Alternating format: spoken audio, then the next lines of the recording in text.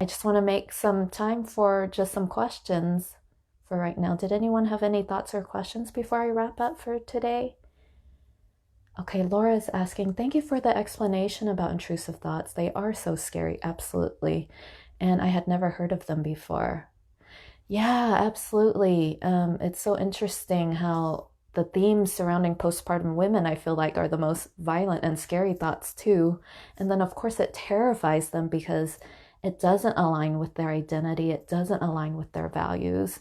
And so you could see why it feels so scary and even create some hopelessness for them, a lot of confusion. And so that's why I'm really passionate about giving a lot of education about this, because there's little knowledge about it, in addition to a lot of shame when it comes up. So people are quite hesitant to even share about it and talk about it. I've worked with women who have suffered like over a year before they even seek help. For the general population, it actually takes them on average 10 years before they seek help for these symptoms, because it feels so shameful and scary to talk about. I think postpartum women are more likely to feel motivated to seek help sooner because they desperately want to get better for their children. And so even when we're positively reframing that anxiety and the negative feelings that come with it, it actually shows that they really want a better quality of life, and it even drives them to come to take this hard step to get help so they can get better. And so I really admire my clients. I just have a lot of love for the moms that I work with, and it's really powerful and liberating to see them work through these struggles and to get better. Laura's asking, it feels like you can't tell friends because it's so strange to tell someone you're afraid of hurting your baby. Absolutely. And even in the professional world, I think there's a lot of misunderstandings. Because we are mandated reporters, we think, oh my gosh, red flag, a mom's talking about harming their child. But we really should see that we need to do some more careful screening, because we'll be able to see that they're having these thoughts and a lot of terror and anxiety. Obviously, it doesn't align with their values. And if a therapist is more familiar with treating postpartum women, we actually have zero concerns of needing to report this mom. Only times when we are concerned is like they have thoughts of harming their child and they feel calm about it. They feel like it's the right thing to do.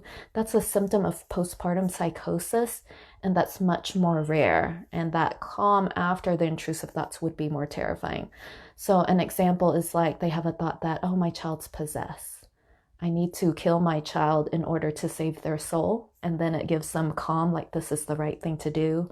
Then that's when you need to probably find them some inpatient care so they can get treatment and medications for the psychosis. But again, that's really rare.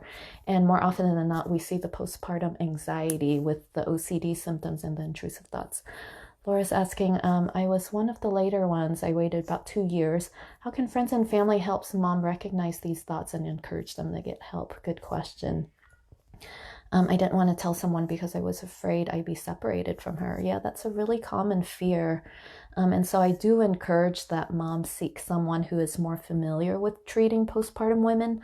I have a whole list on my resources page, which is lastnamechangetherapy.com/resources, of therapists who have been trained and are more familiar with treating this population. So it won't come as a shock that moms are having intrusive thoughts. It's actually quite common.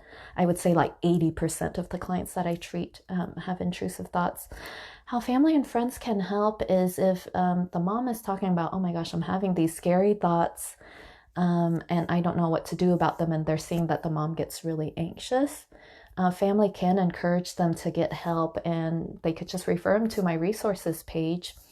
The best thing, though, that family can do is actually not reassure the mom and to stop helping them have these avoidance behaviors. So let me give you some examples. Like I may have a client that's really terrified that she could harm her child, so she'll create some distance from the child. She won't engage with the child as much.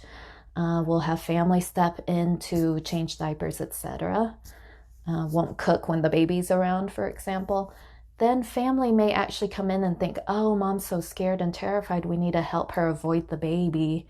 So we'll take the baby more often. And this is not just for breaks for self-care, but they're helping the mom avoid the baby helping. And that actually ends up making things worse. So when I share with you about exposure therapy, it's actually more important to have moms begin to engage with the baby more. And then she'll be able to retrain her brain that, well, these thoughts are really scary. I can engage with my baby without the avoidance. And then the brain will start to learn that it feels really uncomfortable, but there's actually no true danger. And then it'll align with the mom's values a lot more when she engages with the baby and is present with the baby instead of avoiding the baby. And like I said, reassuring those intrusive thoughts actually make them stick harder. We're again trying to put meaning into thoughts that are just kind of like junk mail. It's actually better to not reply to the junk mail, not engage with it, and then it'll ease. But if we were to say, oh, everything will be okay, you're not going to hurt your child, then we're engaging in the content of the thought like it has a lot of meaning and importance. And then it makes them stick harder. Okay. Any other thoughts or questions about this process? And I'll go into that a lot more of like what will be better instead of reassuring them when we get into the exposure. Okay. But I wanted to simplify things and break it down into one treatment model at a time. And so that wraps up our part 1 with the motivational treatment model. And then I look forward to seeing you all next week when we go into the hidden emotion treatment model. The following week is the cognitive model, and then I'll share with you about exposure. Okay. Oh, looks like there's one more question from Jessica. Hi, Jessica. When women have these thoughts, how do you teach them to not engage with them? Okay, great question. And I will go into a lot of detail when I talk about exposure. So instead of reassuring the thoughts, I'll give them a 5-step specific way to respond to the thoughts instead of engaging in with the content. Okay. And then the hidden emotion will probably be quite beneficial too. So tune in. The last treatment model is February the 8th. And so I'll share with you exactly how they can disengage from the content, what's the most helpful way to respond to the content, and how family can help them respond as well. Okay. Good question.